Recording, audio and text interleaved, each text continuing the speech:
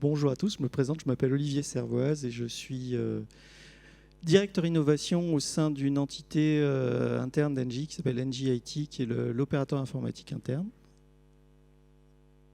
Et bonjour, moi je suis Philippe Delbarry, je travaille chez Orange, Orange Innovation plus spécifiquement, et je suis directeur du programme Future of Work.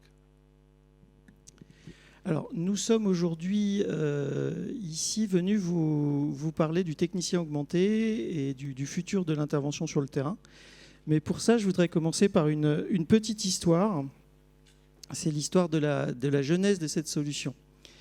Donc, il y a de ça 3 confinements. Je rencontre un interlocuteur Orange avec qui on décide de travailler ensemble sur des use cases d'utilisation de la 5G et on met à plat le principe d'un programme de co-innovation géré en parallèle par Orange et Engie, avec comme finalité d'identifier des use cases d'utilisation de la 5G. Et le premier sujet sur lequel on travaille, c'est les field ops connectés, donc les opérations de terrain connectées. Et donc, à partir de ce moment-là, on va accumuler des séances de travail. Donc, les confinements arrivent, tout se fait à distance. On a des Teams, un Teams par semaine, avec des interlocuteurs de chez Orange, des interlocuteurs de chez Engie, et on va ensemble essayer d'identifier le use case pertinent pour une utilisation de la 5G. En parallèle, je cherche à faire installer la fibre chez moi. Vous allez me dire, Olivier, c'est gentil de me raconter ta vie, mais ça revient à la thématique, mais ça a une importance.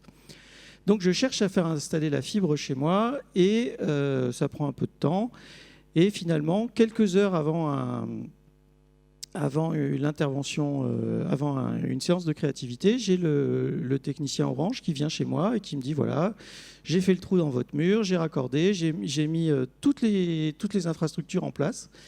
Alors je dis, ah bah, c'est cool, j'ai Internet. Ah bah non, là maintenant, il faut qu'on aille ensemble à la baie de brassage, au petit répartiteur. Et de 2 choses l'une, soit votre fibre, elle est raccordée sur la bonne jarretière et vous avez Internet, soit elle est raccordée sur la paire d'à côté et vous n'avez pas Internet. Alors je dis, d'accord, mais naïvement, si on est capable d'ouvrir l'armoire et on peut peut-être se brancher du côté qui est raccordé. Il me dit, ah ben non, monsieur Servoise, ça j'ai pas le droit. Moi, ma limite de responsabilité, c'est d'installer la fibre. Faire le jarretierage dans le répartiteur, c'est au-delà de mes responsabilités. Et là, on s'est rendu compte qu'il y avait dans nombre de processus industriels ce qu'on appelle la limite de responsabilité. C'est particulièrement vrai quand il y a de la sous-traitance. On a des sous-traitants qui vont avoir des lettres de mission qui sont extrêmement claires, qui sont bornées. Et les sous-traitants ou le technicien qui va faire l'opération sur le terrain, il a des limites de responsabilité. Ces limites, elles peuvent être contractuelles, elles peuvent être, je ne sais pas si le mot existe, mais techniques, compétentielles. Est-ce qu'il a la connaissance, la certification nécessaire pour faire l'intervention? Et ce qui se passe, c'est qu'on va avoir dans le processus des ruptures parce que le technicien va dire bah là, je suis en limite de capacité, je n'ai pas le droit d'intervenir, je ne peux pas intervenir. Et ces limites ces ruptures, elles ont des conséquences assez lourdes. La première conséquence, c'est des conséquences opérationnelles. Là où le technicien aurait pu mener à terme l'opération, en fait, concrètement, il va falloir faire revenir un technicien, donc on va perdre du temps, on va perdre de l'argent, puisque on va générer un deuxième déplacement. Qui dit deuxième déplacement dit manque de performance environnementale. Aujourd'hui, toutes les entreprises, toutes les grandes boîtes font la chasse au CO2. Et ben, chaque minute de déplacement dans un véhicule, c'est du CO2 émis. Et quand on peut éviter du CO2, bah, c'est de la performance environnementale en plus.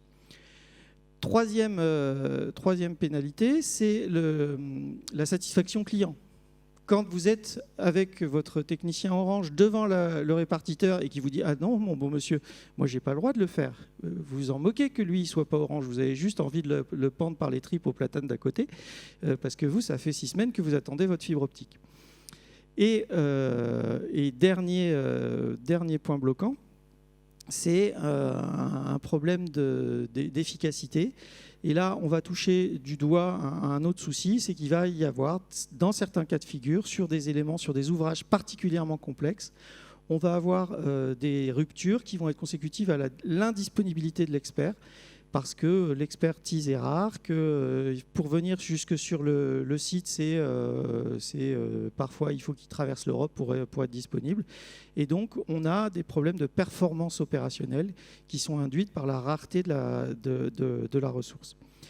Et donc, avec ce constat-là, on est revenu en séance de créativité. J'ai raconté à ces messieurs et dames avec qui je travaillais la mésaventure qui m'est arrivée. Et fort de ce constat-là, on est arrivé à la solution du technicien augmenté. Et de l'expert connecté.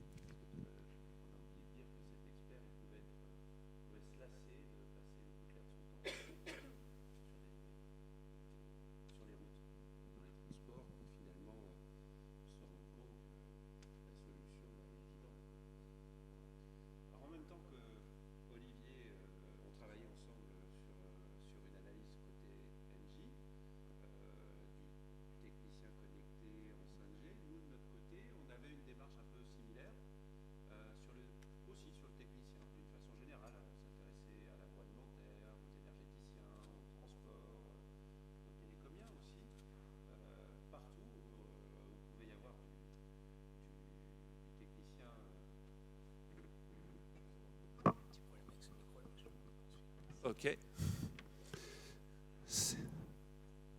Vous m'entendez? Ouais, c'est bon. Beaucoup mieux, d'accord. Et donc, on s'interrogeait sur le technicien, sa vie, comment ça se passait. Donc, on est allé interviewer aussi bien des gens sur les différents terrains. L'industrie agroalimentaire, on a fait aussi. Que leurs responsables management, pour voir un peu quels étaient les soucis de tout ce petit monde. Et on est arrivé finalement à deux grosses conclusions. Une autour, c'est que le technicien était souvent quelqu'un de plus en plus seul. Bien sûr, on a tous l'idée du technicien qui arrive avec son binôme, mais dans la sous-traitance, c'est de moins en moins vrai. Et sa charge mentale augmente.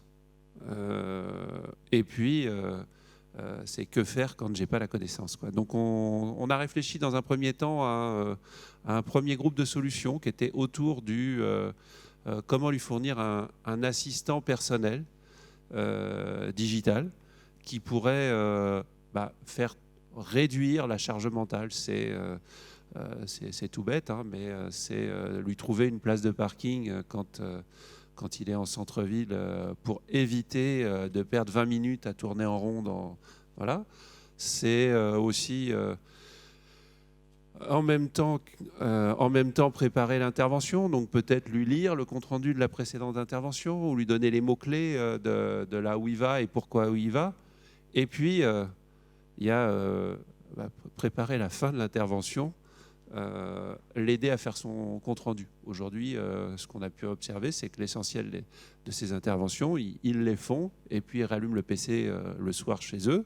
Puis on tape les comptes-rendus. Alors ça donne des choses assez sommaires où on perd plein d'informations. Alors que finalement, pourquoi? Parce qu'il y a la fatigue qui joue. Il pourrait simplement raconter en conduisant les éléments clés, voire on pourrait l'écouter à travers l'assistant personnel et puis lui préparer un compte-rendu un peu plus riche, un peu plus qui donnerait finalement un usage de ce compte-rendu plus performant. Voilà, alors ça, c'était pour l'assistant personnel. Et puis de l'autre côté, il y a que faire quand on est seul. Et là, on a rejoint les travaux qu'on a fait avec Olivier sur le technicien augmenté et l'apport de solutions.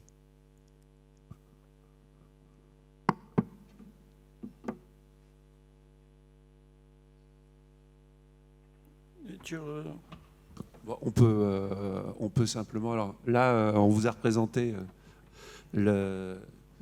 notre technicien connecté, voilà, on lui a mis des lunettes. Le truc est simple, hein, c'est pouvoir l'assister, mais pas l'empêcher de travailler parce qu'il a les mains prises avec un smartphone ou avec quelque chose, quoi. Et puis avoir un peu plus que de l'audio, avoir pour l'expert qui est de l'autre côté autre chose que juste une description.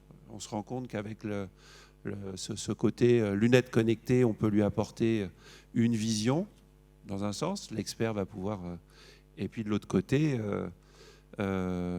éventuellement augmenter son intervention avec un retour, lui pointer des choses, voire rajouter en surbrillance de la réalité. Alors là, ça c'est quand on a 2 verres et pas 1. Voilà. Concrètement, qu'est-ce que c'est la solution de réalité augmentée ? Alors, l'idée, c'était de créer un binôme entre un expert à distance et un technicien qui va opérer sur le terrain. Ce technicien, on va l'équiper de lunettes de réalité augmentée, c'est ce que vous pouvez voir sur la droite de l'écran. Et ces lunettes de réalité augmentée, elles vont juste afficher, pour le moment, mais c'est déjà beaucoup, elles vont afficher le retour vidéo de la souris de l'expert. Donc l'expert, il va pour le moment être capable d'indiquer des zones, de dire c'est là que tu appuies, c'est là à cet endroit-là que tu vas devoir agir. Donc ça, c'est une solution de remote assistance qui est relativement classique. Classique, même si pas encore beaucoup développé. Donc on fait de la délégation d'expertise. Le technicien qui est sur place, il est guidé, il est piloté. Le vrai game changer de la solution qui a été proposée, c'est de se dire, mais que se passe-t-il si quelqu'un fait une erreur ? Aujourd'hui, quand on est la remote assistance, ça permet de faire de l'appel à un sachant, mais ça ne permet pas de faire de la délégation de responsabilité. La délégation de responsabilité, c'est quoi ? C'est j'interviens sur un équipement alors que je n'ai pas la certification, je n'ai pas le droit théorique de le faire. Et ça, c'est facile à faire. Alors bien sûr, au départ, ça se passe à l'oral, hein. J'appelle mon expert, il me dit je t'autorise, mais par contre, on va tout enregistrer. Et donc, à travers le jeu de caméra, on crée un petit film qu'on enregistre. Et après, on a une preuve. Mais pas une preuve absolue, parce qu'on sait tous ce qu'on peut faire avec une caméra et des MP4 et des outils qu'on trouve en accès libre sur un téléphone, quoi. Donc on a eu l'idée de rajouter de la blockchain pour notariser les interventions et faire, à travers finalement un tiers de confiance, que cette vidéo, on puisse dire c'est exactement comme ça que ça s'est passé et elle n'a pas été trafiquée. Voilà. Donc on réduit le nombre d'interventions puisque la personne peut agir, elle n'est pas obligée de revenir, que ce soit parce qu'il n'a pas accès ou que ce soit parce qu'il n'a pas la connaissance en le mettant en face d'un expert. On peut finalement revoir ce qui s'est passé, ça c'est pour les techniciens qui vont intervenir après. On peut s'en servir pour faire de la formation et éventuellement on peut s'en servir de preuve pour les clients qui disent il y a un souci, il y a quand même quelque chose une malfaçon qui s'est opérée tel jour dans mon local. Et là on ressort les vidéos qu'on a pu prendre à partir du moment où on a franchi la porte. Alors, on était parti à la base autour de cette idée du technicien qui prend ses lunettes et qui se déplace et qui fait son intervention. La vidéo est enregistrée.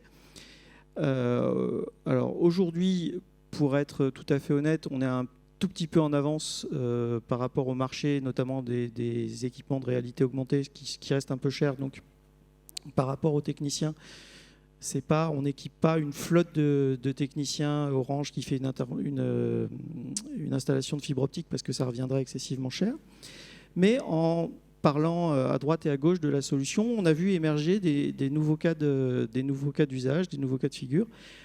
Un usage qui est apparu et qui nous a sauté aux yeux comme étant l'usage pertinent, c'est la gestion de l'astreinte. Aujourd'hui, quand on fait des astreintes, on est obligé de maintenir l'expertise en 24/24 sur site où, au pire, l'expert peut se déplacer. Et donc, on a besoin de gérer une proximité. Avec une solution comme celle-ci, si vous avez une flotte d'usines ou une flotte d'ouvrages qui sont sous astreinte, il vous suffit d'avoir un expert qui va être en capacité de prendre tous les appels des techniciens qui, eux, vont être sur le terrain et qui va pouvoir faire de l'expertise à distance et faire du dépannage à distance. Ça, c'est la première solution. Le premier besoin qui a émergé. Le deuxième besoin qui a émergé, qu'on n'imaginait pas trop, c'est une collègue à moi qui m'a dit « Olivier, moi j'ai un problème d'expertise et de zone de chalandise. J'ai des experts qui sont extrêmement pointus, mais qui interviennent sur un petit nombre d'ouvrages. Et donc, pour les maintenir occupés, je suis obligé d'étendre la zone de couverture de leur activité. Et pour étendre la zone d'activité, si j'étends la zone de couverture de leur activité, j'étends le nombre de kilomètres qu'ils doivent faire. Et ces pauvres gens passent leur temps à conduire pour aller intervenir. Et ils n'utilisent pas réellement leur expertise, ils ne font que se déplacer. Donc, en mettant en place ce type de solution, on est capable de créer des pools d'experts qui vont être en capacité d'intervenir à distance, de piloter des techniciens pour faire de l'intervention sur site, en délégation de responsabilité, toujours avec ces idées que l'on archive, on notarise toutes les interventions pour pouvoir servir de preuve et engager la responsabilité du technicien et de l'expert qui ont conduit les opérations. Bon, si tu es d'accord, je te propose qu'on explique la solution. Donc, on a créé un parcours technicien qui est comment on va enregistrer cette vidéo, puis il y a le parcours de contrôle qu'on a mis en place. La zapette, super. C'est assez simple. Donc, trop vite. Voilà. Donc, on est parti d'une solution qui nous est fournie par notre partenaire AMA, qui est d'ailleurs sur le salon, qui nous fournit finalement la solution de visiophonie entre le technicien et l'expert. Cette solution d'AMA, elle met en relation le technicien, l'expert, technicien NJ d'un côté, expert NJ de l'autre. Et puis, il a fallu rajouter la blockchain. Alors, Orange, on a fait une petite application qui s'appelle « Mon intervention dans ma poche », qui se met à disposition du technicien. Et puis, pendant qu'il va se charger d'enregistrer la conversation, et à la fin de l'enregistrement, on récupère le zip avec la vidéo, les quelques photos qui vont pouvoir aller dans le CR, et puis éventuellement la notice. Hop. Et ce zip, on va le figer et on va calculer un hash de référence. Alors, le hash, c'est une espèce de clé de sécurité qui est unique pour un fichier. On change le nom, le hash change. On change un fichier, on en enlève un. Le hash change aussi. Donc, ça rend ce paquet, ce zip, infalsifiable. On va appeler ce hash le hash de référence. Tout le zip, le gros colis qui finalement a de l'importance, mais pas tant que ça, on le stocke dans le cloud. Et puis le hash de référence, on va aller le stocker dans la blockchain, de façon à le rendre intouchable. Puis là, on passe sur le parcours de contrôle. On est une semaine, 15 jours, 1 mois, 3 mois après. Et pour diverses raisons, on a besoin de le réouvrir. Alors, on veut vérifier si le fichier est toujours authentique.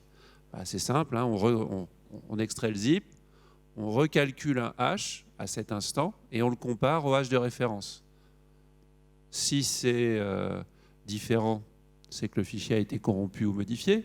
Si c'est exactement le même, c'est que les fichiers sont authentiques. Et donc, on va pouvoir s'en servir soit pour de la preuve, soit pour de la preuve. Ouais, éventuellement pour garantir que ça s'est bien passé dans la maintenance quand tu veux voir pour le technicien d'après, quoi. Voilà. Donc là, c'est ce qu'on a fait dans le cadre du proof of concept. On a utilisé la solution d'AMA. Côté Orange, on a porter les briques de stockage, la partie applicative, la partie lecture pour l'expert. Et côté NJ, on a mis en avant... on a apporté à la corbeille de la mariée une solution qui s'appelle Archipel, qui est une solution d'ancrage d'empreintes numériques qui est utilisée aujourd'hui par nombre de banques, notamment pour vérifier vos adresses, vos justificatifs de domicile et notamment vos factures. Donc aujourd'hui, cette solution, elle est capable de notariser à peu près n'importe quoi et on l'a utilisée pour notariser les haches des documents de l'intervention. Voilà. Donc ça, c'est ce qu'on a fait et qu'on vous a présenté aujourd'hui. D'ailleurs, c'est visible sur notre stand si ça vous intéresse. On pourra vous montrer. On pourrait se poser la question du what next. Qu'est-ce qu'on va faire après? Alors, Philippe en a parlé tout à l'heure, le compagnon digital, l'assistant digital du technicien, c'est une piste de réflexion qui est intéressante. Aujourd'hui, le technicien, il va pouvoir adresser, via son dispositif, il va pouvoir adresser l'expert, mais s'il est capable d'adresser un expert, il va pouvoir être capable d'adresser des plans, un jumeau numérique, il va être capable d'adresser éventuellement un assistant vocal qui va pouvoir l'aider et lui fournir un complément de service. Donc on pense avec Philippe qu'on a construit la première brique d'un technicien qui va être complètement intégré dans son écosystème digital et qui va avoir accès à une multitude de ressources, des ressources humaines, d'expertise et des ressources informatiques et digitales pour l'aider à mieux délivrer sa prestation. Et j'en viens avec comme objectif une meilleure satisfaction client, une meilleure performance environnementale, une meilleure efficacité opérationnelle et délivrer des services au moindre coût et avec une meilleure réactivité. Nous, de notre côté, on se dit on a une plateforme de médiation, on a interfacé avec quelques acteurs du marché, on a des API. Alors là, on parle du cloud Orange, bien sûr, mais on a Amazon, on a Google, on a tous les grands standards. On se dit, mais on pourrait peut-être, avec la bande vidéo, on pourrait la lire et l'indexer, et puis extraire des mots-clés et commencer à faire du compte-rendu automatique, puisqu'on a toute la conversation. Enfin, voilà. Il y a des acteurs, donc il suffit de s'apaiser avec eux, de leur donner les flux, voilà.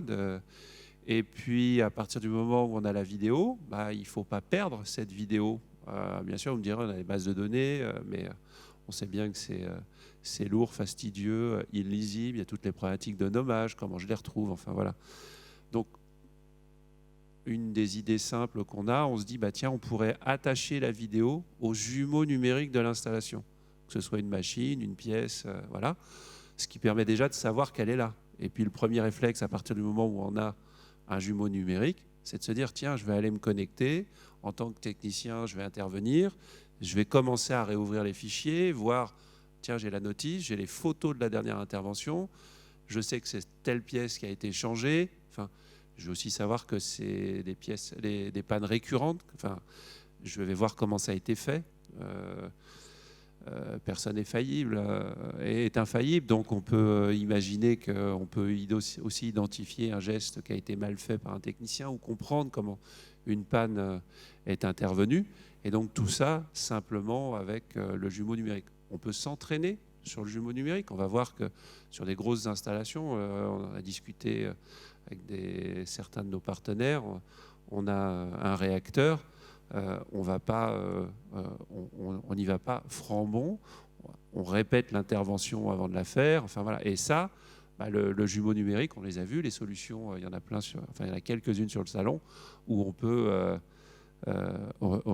se former, s'entraîner, on peut même être corrigé avec de la réalité augmentée. Enfin voilà, on voit bien l'intérêt de ces notions de jumeaux numériques.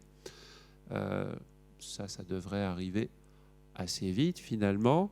Et puis on a lancé de notre côté un programme de recherche en avril autour de un début de métaverse industriel finalement. C'est la géolocalisation de tous ces jumeaux numériques.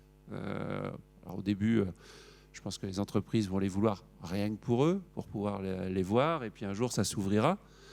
Mais on sent bien qu'une fois qu'on a géolocalisé un bâtiment, parce qu'on a le BIM, la salle technique, les machines qui sont dedans, qu'on a aussi les géolocalisations des techniciens, enfin, le début du métaverse industriel. Voilà. Donc ça, c'est du travail pour un certain temps. J'ai quand même une question pour toi, Philippe. J'ai commencé cette intervention en parlant de 5G, et puis on n'en a plus jamais parlé. Et la 5G dans tout ça? Bah, tu te rends bien compte que tout ça, ça fait des flux, que les caméras la caméra va devenir de plus en plus puissante. L'expert aujourd'hui, il guide, mais un jour, il pourra peut-être intervenir. Enfin, il y a plein de choses qui vont nécessiter des temps de latence records, des débits importants. Donc, la 5G, elle est partout. Ton expert, il sera peut-être en télétravail, chez lui, ailleurs, connecté avec de la 5G. Et puis, on reviendra un jour à parler du bâtiment. Est-ce qu'il sera toujours avec une prise Ethernet ou est-ce que, enfin voilà. Hein. Et pas de edge. Alors, solution. On a parlé de, c'est marrant, on en parlait tout à l'heure. Il y a forcément ce volet edge computing. On voit que pour faire de la réalité augmentée, et pas que sur un petit écran, hein, sur les deux yeux, avec quelque chose qui vient le corriger, qui vient rajouter des choses en surimpression, il va falloir des puissances de calcul, donc forcément des choses pas trop éloignées, et là on va revoir le edge apparaître de façon évidente. Merci Philippe. Merci Olivier. Super, très clair. Si vous avez des questions, n'hésitez pas. Voilà, on y va pour les questions. Moi j'en ai quelques-unes, mais on va d'abord commencer avec l'audience. Je me dépêche. Hein. Il faut garder le bras levé parce qu'après, moi, je ne vous retrouve plus. Merci, excusez-moi. Ma vieillerie. Merci pour ces explications. Moi, j'ai 2 questions. Je ne sais pas. Moi, je travaille aussi dans un environnement industriel avec... on retrouve un petit peu vos thématiques hein, avec des expertises, problématiques d'escalade, etc. La première qui est très technique, est-ce que vous avez fait des essais dans un environnement bruyant ? Est-ce que les opérateurs ont un casque ? Est-ce que c'est les lunettes ? C'est très technique, mais on le rencontre souvent. Et une deuxième question qui porte un peu plus sur le partage des responsabilités, et c'est un retour des opérationnels. Quand on fait appel à un expert, finalement, vous dites on délègue une responsabilité, mais les techniciens aujourd'hui, c'est les experts de demain. Quel est votre retour ? Combien de personnes ont testé la solution et quel est le retour des techniciens sur la montée en compétences ? Est-ce qu'il n'y a pas finalement un report de responsabilité trop important sur l'expert ? Alors, sur la partie test, on va être très honnête avec vous. On a encore ce qu'on vous montre sur le hall du dessous. Là, ça reste un MVP, hein, un minimum viable product. Donc, il y a des tests qui ont été faits, pas encore en milieu industriel. Donc, la question du bruit, c'est une excellente question et on la prend, sachant que les dispositifs de réduction de bruit, c'est pas forcément la solution, parce que dans un milieu industriel, on a plutôt besoin d'entendre ce qui se passe autour de nous. Donc merci pour la première question. Et sur la deuxième question, c'est difficile d'apporter une réponse, Philippe. Ce qu'on a pu se rendre compte à travers les interviews, c'est qu'effectivement, avant d'appeler l'expert, les techniciens vont tenter de s'appeler entre eux. Et ça va être le premier réflexe, c'est simplement parce que dans tous les domaines d'ailleurs, ils ont la vision d'eux-mêmes comme étant des spécialistes un peu de leur domaine. Et l'aveu de faiblesse de dire je fais appel à un expert, c'est pas la première chose à laquelle il vient. Mais ça, c'est le monde aujourd'hui tel qu'il est.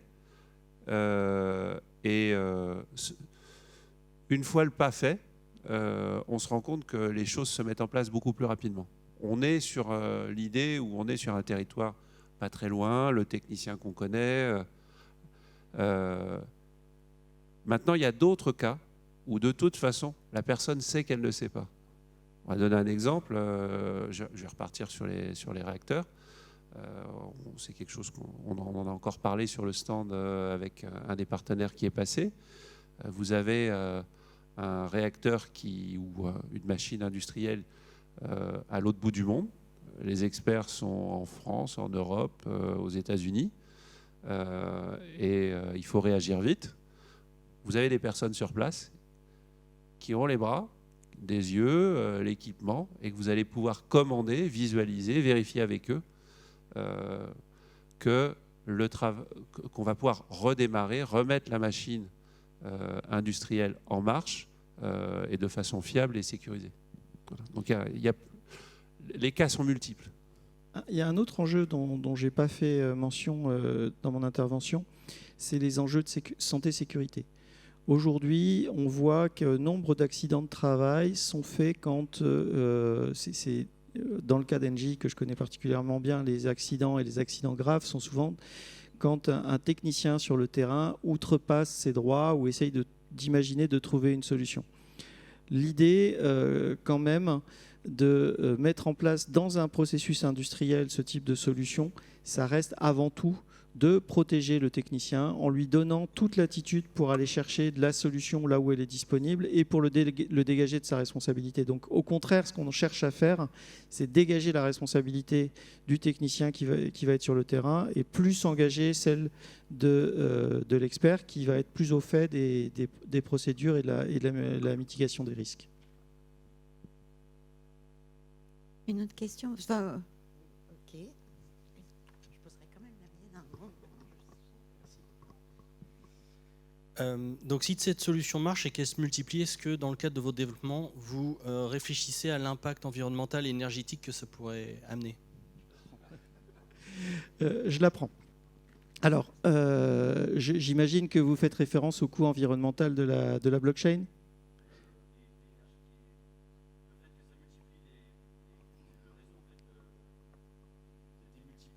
Les besoins en réseau. Les besoins en réseau. Alors, sur le coût de la blockchain, on va tordre le cou à une idée reçue. Alors, déjà, il faut bien savoir que le coût environnemental de la blockchain, ce n'est pas le coût de la Suisse ou l'empreinte environnementale de la Suisse ou des trucs comme ça, comme on peut le lire régulièrement. Il y a des études plus récentes qui ont montré qu'il avait été largement surévalué. Et ça, je ne vous parle que des blockchains publiques. Dans le cas d'Archipel, c'est une blockchain privée qui marche avec un nombre limité de nœuds et dont l'empreinte environnementale est tout à fait maîtrisée. Ça, c'est sur la première dimension. Ensuite, il y a un point particulier sur lequel j'attire votre attention, c'est que le numérique, et ça dépasse largement le contexte de cette intervention, le numérique, il est là pour apporter un service. Quand aujourd'hui, si je suis venu sur Lyon depuis Paris, j'ai pris le train et j'ai eu une empreinte environnementale. Quand je fais un Teams pour faire une réunion avec Philippe, eh ben, le coût environnemental du Teams, il est de loin inférieur au coût environnemental de l'un d'entre nous qui prend sa voiture pour aller sur le site de l'autre. Donc, dans le cadre d'un technicien qui ne se redéplace pas, en fait, on économise et de loin le coût du deuxième déplacement, le coût du déplacement du technicien, de l'expert qui va venir en voiture, qui va prendre l'avion quand on est dans le cas de figure d'un expert international qui est le seul habilité à faire une intervention. Donc, bien entendu, on est sur une empreinte environnementale, c'est pas nul, mais toute proportion gardée, il faut bien avoir en tête les facteurs d'émission et les grandeurs et les ordres de grandeur. L'ordre de grandeur du kilomètre parcouru en voiture, et je ne vous parle pas d'avion, il est de loin supérieur à l'ordre de grandeur du numérique. Et donc, je n'ai pas fait le calcul, parce qu'il faut regarder ça au cas par cas, mais je mets ma main au feu que le bilan environnemental de la solution, il est largement positif.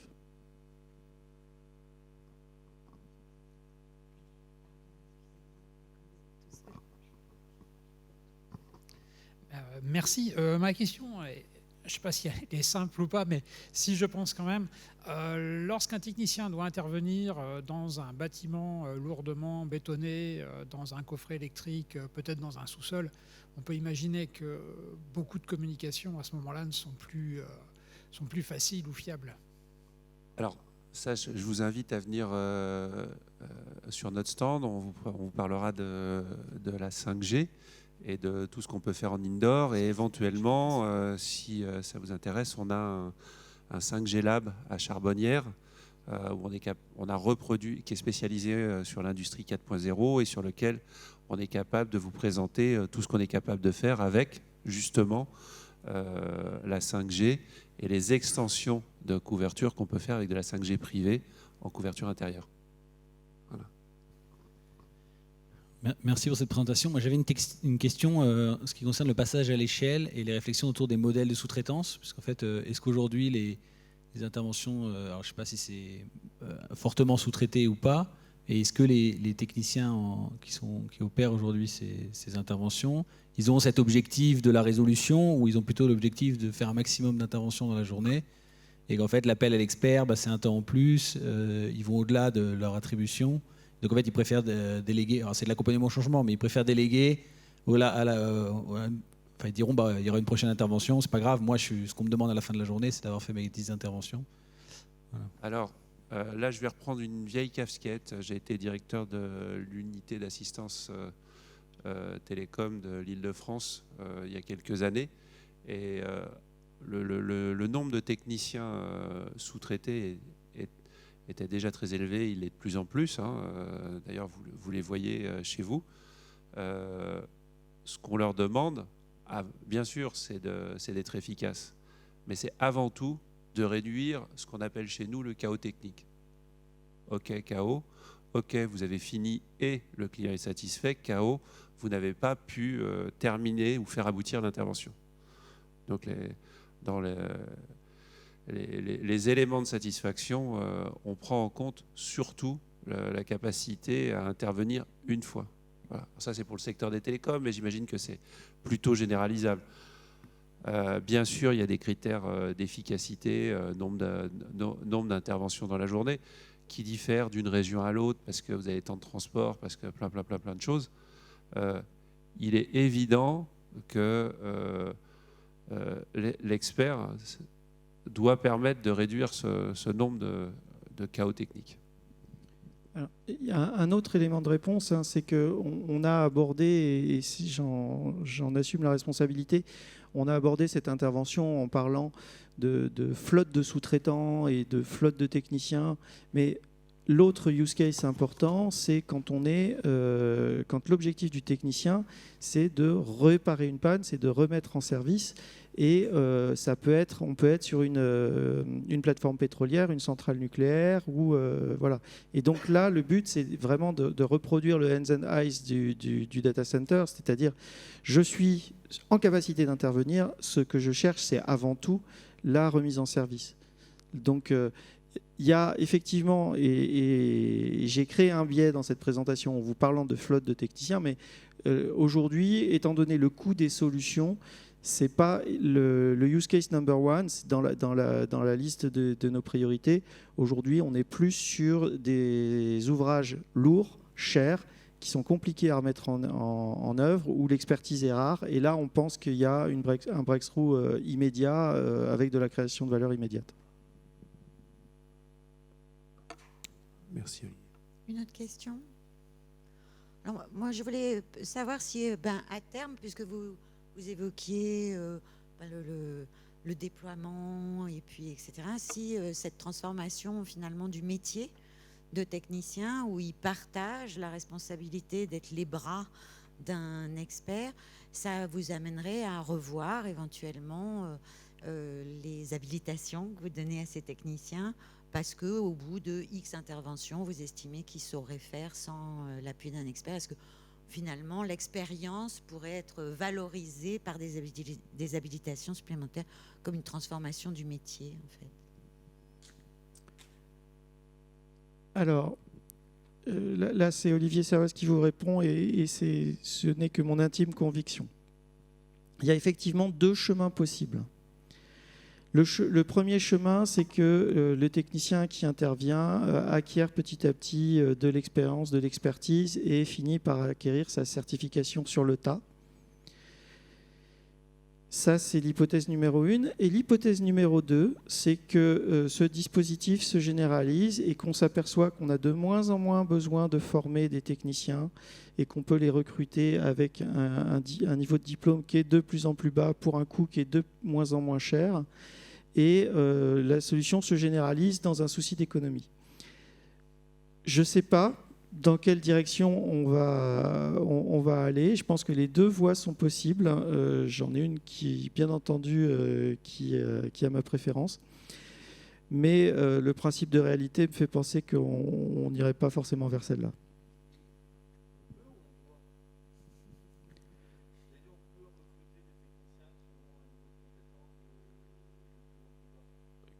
Je pense que certains industriels feront le choix de recruter des gens avec une formation inférieure pour des raisons de coût.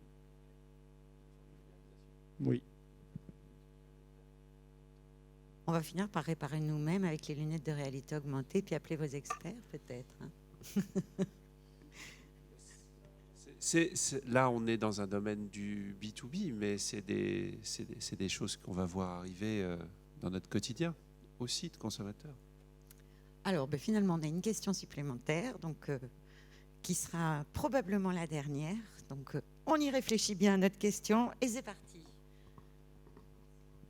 Vous avez parlé du jumeau numérique tout à l'heure. Comment vous comptez intégrer cette solution dans le jumeau numérique? C'est-à-dire au niveau de la responsabilité, car dans le jumeau numérique, il y a énormément d'acteurs. Donc, est-ce que ça rajouterait un acteur en plus ou est-ce que ça serait intégré, entre guillemets, à votre solution? Alors, ce qu'on a dit, c'était une façon d'augmenter ce jumeau avec de l'information. Voilà. C'est de lui confier la responsabilité de localiser ces fichiers vidéo, les PDF, les photos qui ont pu être rédigés sous la forme de compte rendu, voire photos prises pendant. Voilà.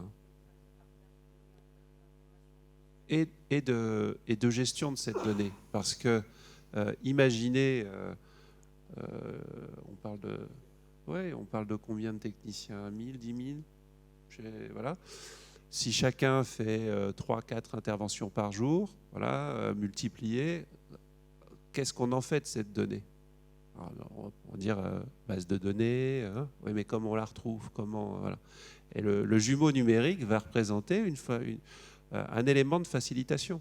Il est là, c'est le jumeau de la machine, et on y retrouve l'ensemble des données qui y sont liées, dont les films, les photos des précédentes interventions.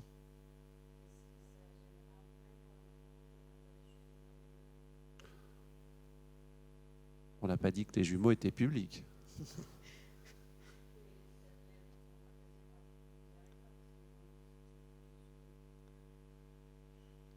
Non, le jumeau numérique. Toutes les modalités de protection de la donnée sont possibles et mises en œuvre à ce moment-là. Donc, bien entendu, on s'appuie sur des tiers, mais on espère que les conditions de sécurité des informations sont bien là. Écoutez, merci pour votre intervention. Je pense qu'on peut les applaudir parce qu'ils nous ont fait un storytelling, un parcours. Bravo. Merci beaucoup. Merci. Et encore une fois, la solution est disponible et testable sur le stand d'Orange, juste en dessous, donc n'hésitez pas. On vous attend. Merci à tous.